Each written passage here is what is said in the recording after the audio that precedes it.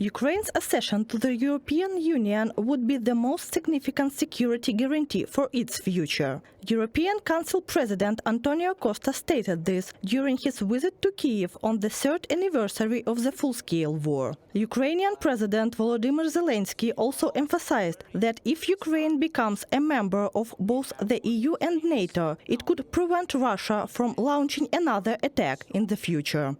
If we speak about how to prepare security because of the Russia, they can come back in 10 years if we will not be prepared. They will not come back if we will pressure them, put them to their place, to their territory.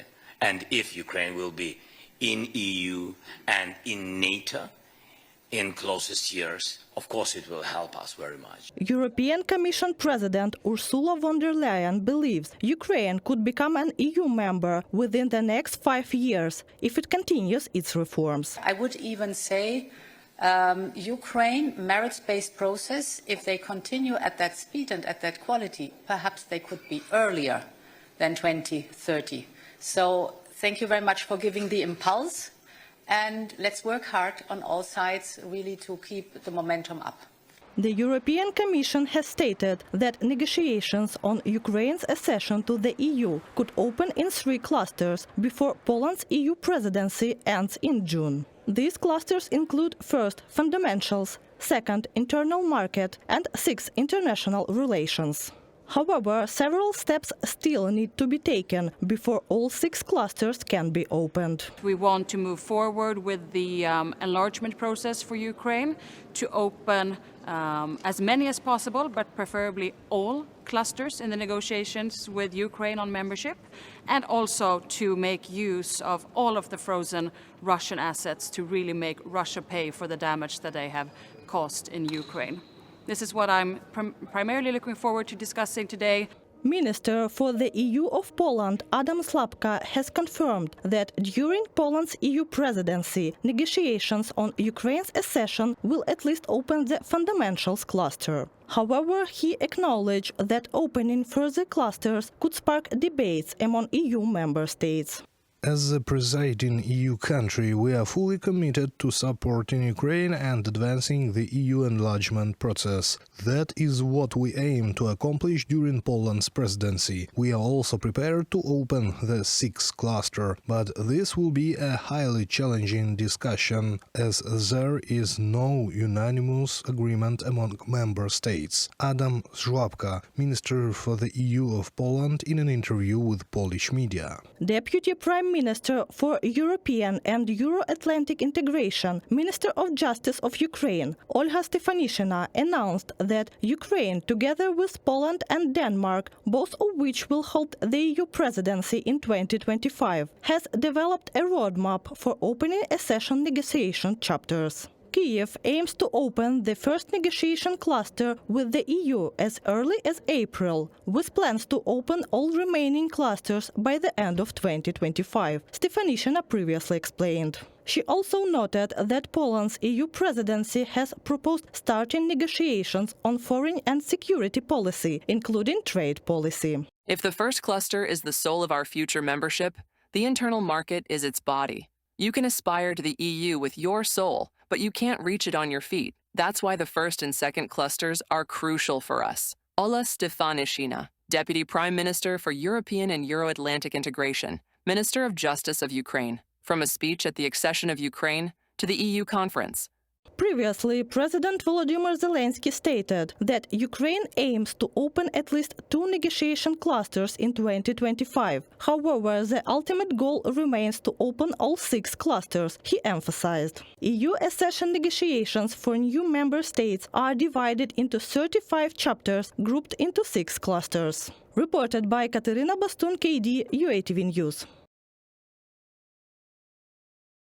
The majority of European countries and Canada will continue to support Ukraine against the backdrop of the changing U.S. policy, the President of France, Emmanuel Macron, said following the informal summit in Paris. The meeting of European leaders on February 19th, the second in a week, was devoted to the security of Ukraine and Europe. The previous one took place on February 17th, the day after the end of the Munich Security Conference.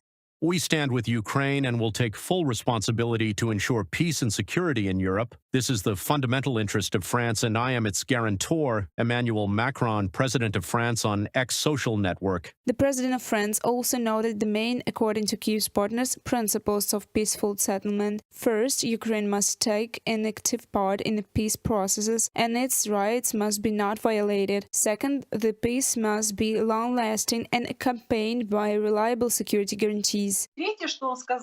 The third thing he said is very important, that when discussing a ceasefire or a peace plan, Europe's interests should be taken into account. It seems to me that Europe should make its interest clearer here and further defend this interest in its proposals. Because we see the logic of the United States. This is primarily a business approach. We see the logic of Russia. We see China, which is sitting and waiting. Therefore, Europe should indicate its interest here. Emmanuel Macron is planning to fly to the United States in the coming days. French Secretary of State for European Affairs Benjamin Haddad has said that Europe has a number of trump cards to play in potential negotiations. The official named as leverage the amount of support for Ukraine, which he claims is more than from the United States, economic pressure on Russia, and the EU's ability to provide Kyiv with reliable security guarantees.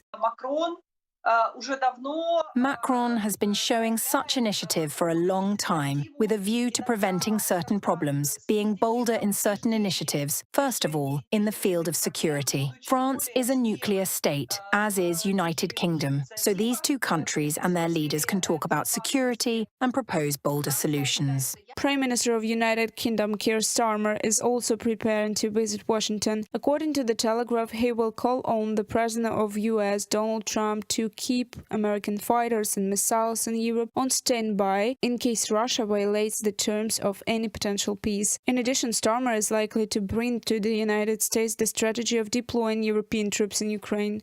Sir Keir Starmer will present Donald Trump with a plan to send fewer than 30,000 European troops to Ukraine in an attempt to secure American protection for the deployment. The Prime Minister is expected to detail how European forces could police any ceasefire deal brokered by the U.S. President when the pair meet in Washington next week. From the Telegraph publication, the President of Lithuania, Gitanas Nausėda, also announced his plan to support Ukraine. In his opinion, Ukraine's membership in NATO cannot be removed from the agenda. The Russian Federation must be held accountable for war crimes, and sanctions must remain in peace until Russia's war against Ukraine ends. Nausėda called for the seizure of frozen assets of the aggressor country, the introduction of tariffs on Russian and Belarusian imports, and the accelerated integration of Ukraine into the European Union. Reported by Alexandra Zaslavets, Valeria Nikipelova, UATV News.